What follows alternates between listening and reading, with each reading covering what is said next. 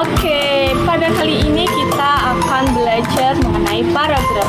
Apakah kalian semuanya sudah pernah mendengar kata paragraf? Nah, di sini paragraf terbagi menjadi 3, yaitu paragraf deduktif, paragraf induktif, dan paragraf campuran. Sebelum lanjut materi lebih jauh, akan membahas mengenai pengertian paragraf. Paragraf adalah sebuah susunan dari beberapa kalimat dan mengandung sebuah gagasan. Nah, biasanya penempatan gagasan pada sebuah paragraf bisa dibagi menjadi 3 cara, yaitu deduktif, induktif, dan campuran. Pertama, ada paragraf deduktif. Paragraf deduktif adalah paragraf yang kalimat topik atau kalimat utamanya terletak di awal paragraf. Biasanya, paragraf deduktif terdiri atas sebuah pernyataan umum di awal paragraf, kemudian disambung dengan kalimat-kalimat penjelas yang bersifat khusus. Selanjutnya, kita akan membahas mengenai ciri-ciri paragraf deduktif. Ciri yang pertama adalah kalimat utama dibuat lebih fokus. Kedua, pola paragraf dimulai dari umum ke khusus. Ketiga, akhir kalimat deduktif diakhiri dengan kalimat penjelasan. Nah, di sini merupakan contoh paragraf deduktif. Fenomena macet sudah biasa dijumpai di beberapa kota besar di Indonesia. Hal tersebut dapat disebabkan oleh beberapa hal, di antaranya volume kendaraan yang sudah tinggi dan melampaui target kapasitas jalan.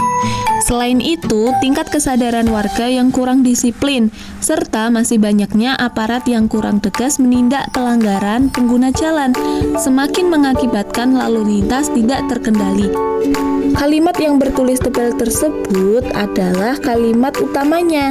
Nah, ketika kalimat utamanya berada di awal dan kalimat penjelasnya berada di akhir, maka kalimat tersebut merupakan paragraf deduktif karena kalimat utamanya berada di awal kalimat dan kalimat selanjutnya merupakan kalimat penjelas. Kedua, yaitu mengenai paragraf induktif. Paragraf induktif merupakan paragraf yang kalimat topik atau kalimat utamanya terletak di akhir paragraf. Biasanya, paragraf ini dimulai dengan kalimat-kalimat penjelas yang bersifat khusus, kemudian diakhiri dengan kalimat simpulan yang bersifat umum. Jadi, kalimat induktif ini merupakan kebalikannya dari kalimat deduktif. Jadi, paragraf induktif itu merupakan kebalikannya dari paragraf deduktif. Paragraf induktif juga memiliki beberapa ciri-ciri. Yang pertama yaitu diawali dengan penyebutan peristiwa khusus. Kedua, fungsi peristiwa khusus ini sebagai penjelasan dan pendukung gagasan utama. Ketiga, menarik kesimpulan berdasarkan peristiwa-peristiwa khusus. Keempat, memakai konjungsi yang berfungsi sebagai kata penghubung. Contoh paragraf induktif. Setelah banjir surut, anak-anak yang berhasil dievakuasi diantar ke pelayanan medis darurat untuk diberikan pemeriksaan. Ternyata, kasus penyakit yang diderita anak-anak korban banjir tersebut cukup beragam. Sebanyak 15 anak mengalami diare akut, 2 anak menderita penyakit kulit, dan 4 anak dipastikan terkena demam berdarah. Dapat dikatakan bahwa banjir bandang yang melanda Denpasar minggu lalu membawa dampak buruk bagi kesehatan para korban. Kalimat yang bertulis tebal merupakan kalimat utama. Nah, kalimat utamanya berada di akhir paragraf.